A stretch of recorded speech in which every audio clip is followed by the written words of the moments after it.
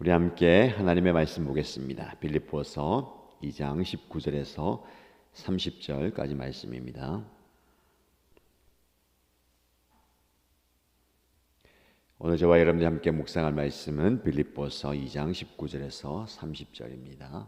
같이 읽겠습니다. 나는 주 예수 안에서 디모데를 여러분에게 곧 보내고 싶습니다. 그것은 나도 여러분의 형편을 알므로써 격려를 받으려는 것입니다.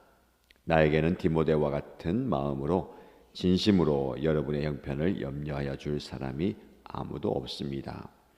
모두 다 자기의 일에만 관심이 있고 그리스도 예수의 일에는 관심이 없습니다. 그러나 디모데의 인품은 여러분이 잘 알고 있습니다. 그런 자식이 아버지에게 하듯이 복음을 위하여 나와 함께 봉사하였습니다. 그러므로 내 일이 되어 가는 것을 보고 그를 곧 보낼 수 있기를 바랍니다. 그리고 나도 곧 가게 되리라는 것을 주님 안에서 확신합니다. 그러나 나는 내 형제요 동력자요 전우요 여러분의 사신이요 내가 쓸 것을 공급한 일꾼인 에바브로디도를 여러분에게 보내어야 할 필요가 있다고 생각하였습니다. 그는 여러분 모두를 그리워하고 있을 뿐만 아니라 자기가 병을 앓았다는 소식을 여러분이 들었기 때문에 몹시 걱정하고 있었습니다. 사실 그는 병이 나서 죽을 뻔하였습니다. 그러나 하나님께서 그를 불쌍히 여기시고 그만이 아니라 나도 불쌍히 여기셔서 나에게 겹치는 근심이 생기지 않게 해주셨습니다. 그러므로 내가 더욱 서둘러서 그를 보냅니다. 그것은 여러분이 그를 다시 보고서 기뻐하게 하려는 것이며 나도 나의 근심을 덜려는 것입니다. 그러므로 여러분은 주 안에서 기쁜 마음으로 그를 영접하십시오. 더욱 그와 같은 이들을 존경하십시오. 그는 그리스도의 일로 거의 죽을 뻔하였고 나를 위해서 여러분이 다하지 못한 봉사를 채우려고 자기 목숨을 아끼지 않은 사람이기 때문입니다. 아멘. 오늘도 우리에게 주시는 귀한 말씀을 통해서 영적 깨달음과 깨달음의 시간 되기를 축복합니다. 우리의 삶은 그냥 살아가는 것이 아니고 메시지입니다. 우리가 하는 모든 일, 하는 말, 행동을 통해서 누군가에게 무언가를 전달합니다. 여러분의 삶은 어떤 메시지를 전달하고 있습니까?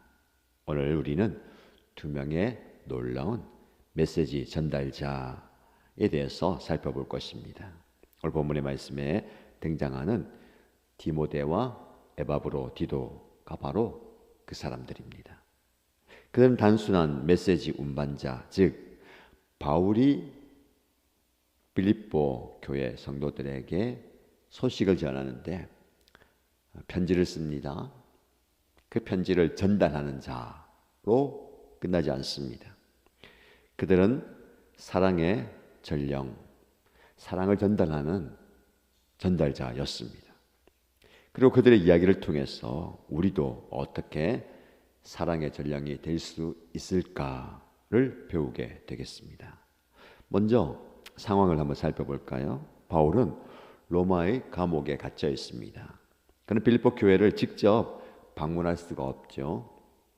오늘날이라면 화상통화를 하면 됩니다. 이메일을 보내거나 문자 등을 보내면 되겠지만 그 당시에는 그런 선택 옵션이 전혀 없습니다. 바울에는 두 가지 선택지가 있죠. 편지를 쓰거나 누군가를 직접 보내거나입니다. 근데 바울은 이 두 가지 모두를 다 선택합니다. 그는 편지, 빌립보서를 쓴 거죠. 그리고 두 사람을 그들에게 보내기로 합니다. 왜 이 두 가지를 모두 했을까요? 그래서 바울이 중요한 진리를 이해했기 때문에 그렇습니다. 진정한 메시지는 종이와 잉크 이상 이것을 필요로 하기 때문입니다. 그것은 결국 우리의 살과 피와 얼굴과 눈빛 그리고 말과 행동 우리의 존재 자체가 필요하기 때문에 그렇습니다. 이것이 바로 왜 하나님께서 단순히 말씀의 기록인 성경만 우리에게 주신 것이 아니라 아들 예수 그리스도를 이 땅에 보내셨는지에 대한 이유입니다. 요한복음 1장 14절 말씀은 말씀이 육신이 되어 우리 가운데 거하신다라고 말씀합니다. 하나님은 메시지뿐만 아니라 메시지인 예수 그리스도의 존재를 우리에게 보내주신 겁니다. 오늘 우리가 본문을 통해서 배울 수 있는 핵심 진리는 이것입니다. 진정한 기독교는 단순히 메시지만을 전하는 것이 아니라 우리 자신이 메시지가 되어야 된다라는 겁니다. 디모데와 에바브로디도는 단순히 바울의 말을 전달한 것에 그치지 않고요. 자신들의 삶을 통해서 바울의 마음과 더 나아가서 예수 그리스도의 마음을 전달했습니다. 이 본문을 통해서 우리가 디모데와 에바브로디도 같은 사랑의 전령이 되기 위해서 어떤 점을 본받아야 할지 세 가지 살펴보겠습니다. 첫 번째, 사랑의 전령은 진정성을 가져야 됩니다. 디모데를 여러분에게 보냅니다 라고 하면서 디모데를 소개하는데 그가 어떤 사람인지 20절에 잘 이야기합니다. 나에게는 디모데와 같은 마음으로 진심으로 여러분의 형편을 염려하여 줄 사람이 아무도 없습니다.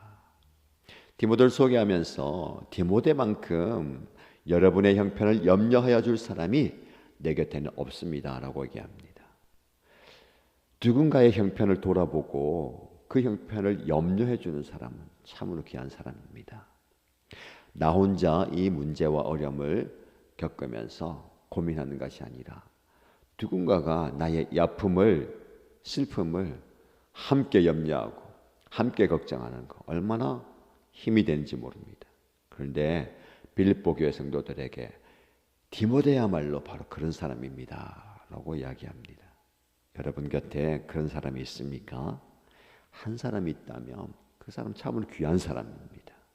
여러분이 그 한 사람이 되시길 바라고요. 우리 교회는 참 감사한 것은 목자 목녀님들이 여러분의 형편을 이야기하고 듣고 염려하고 기도하는 분입니다. 그 한 사람 여러분 곁에 있음에 힘을 얻으시고요. 형편을 이야기하십시오. 형편을 이야기하고 알리세요. 제 형편이 이렇습니다. 그러면 같이 염려하잖아요. 같이 기도하잖아요. 근데 이게 쉽지 않습니다. 왜요? 21절 말씀 보세요. 모두 다 자기의 일에만 관심이 있고 그리스도 예수의 일에는 관심이 없습니다. 사실 오늘 많은 사람들이 자신의 시간, 자신의 사업, 직장, 생업 이것만 해도 버거워요. 그런데 다른 사람의 일을 돌아본다. 특히 오늘 본문 말씀에는 그리스도 예수의 일에는 관심이 없다.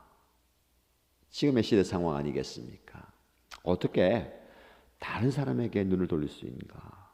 내일도 급급한데 이 시대 상황 속에서 우리는 우리의 시선을, 우리의 마음을 다른 사람에게 쏟을 수 있어야 되는 겁니다. 이것이 은혜이고 이것이 하나님의 축복입니다. 여러분 어떻게 이 말씀을 적용할 수 있겠습니까? 여러분의 삶을 한번 살펴보십시오.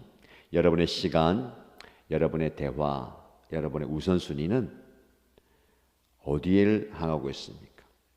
다른 사람을 향하고 있습니까? 아니면 주로 자기 자신에게 초점이 맞춰 있습니까?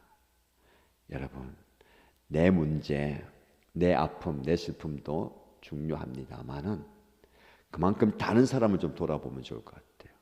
어떤 사람은요, 자기 문제에만 갇혀 있어요. 내가 제일 힘들고, 내가 제일 슬프고, 내가 제일 괴롭다. 다른 사람은 모르겠고, 그만큼 상황이, 형편이 아프다라고 이해할 수 있겠습니다만, 여러분이 아픈 만큼, 여러분이 힘든 만큼 주변의 사람들도 힘든 거예요. 그걸 본다면 내 아픔은, 내 문제는 큰 게 아니구나를 보게 됩니다. 내 옆에 있던 그 사람이 나 때문에 더 힘들었겠구나. 내 생각, 내 말, 내 행동 때문에 나의 배우자는, 나의 자녀는, 나의 부모는, 나의 목장 식구는 더 힘들었겠구나를 볼 수 있기를 바랍니다. 이게 사랑의 확장이고요. 진정성 있는 모습입니다. 진정성은 위장할 수가 없어요. 사람들은 여러분들이 진정으로 그 사람에게 관심이 있는지를 알 수가 있습니다. 여러분의 형편을 염려해 주는 한 사람이 있음에 감사하고요. 여러분들도 그런 사람 되면 좋겠습니다. 내 문제가 꽉 눌리고 있어가지고 다른 사람은 모르겠고 하지 마시고요. 잠시 접어두고 시선을 한번 돌아보세요. 그러면 내 문제는 문제가 아니었다라는 것도 깨닫게 될 겁니다. 두 번째, 사랑의 전령은요, 검증된 성품을 요구합니다. 22절 말씀을 보시면 디모데의 인품은 여러분이 잘 알고 있습니다. 그는 자식이 아버지에게 하듯이 복음을 위하여 나와 함께 봉사하였습니다 라고 얘기합니다. 디모데를 얘기할 때에 그의 인품을 여러분이 잘 알고 있지 않습니까? 여러분, 사람의 됨됨은요 드러나게 돼 있어요. 자신은 감추고 싶어합니다. 나의 부족함과 연약함을 감추고 싶어 하지만 감추려 들수록 드러나요. 그 사람의 인품은요 주변 사람이 다 압니다. 이야기 안 할 뿐이지. 그러므로 우리의 인품과 성품을요 잘 가꾸어 가야 됩니다. 잘 포장하란 말이 아닙니다. 다른 사람들이 인정할 만한 인품을 다듬어 가야 됩니다. 우린 다 모난 사람입니다. 여기저기 부딪히는 사람이에요. 그러나 여러분, 부딪히면서 어떻게 될까요? 나의 모난 부분이 깎여야 됩니다. 그런 사람이 있어요. 나는 왜 자꾸 부딪히는지 모르겠다. 여기 가도 부딪히고 저기 가도 부딪힌다. 여러분, 다 부딪힙니다. 그 부딪힘이요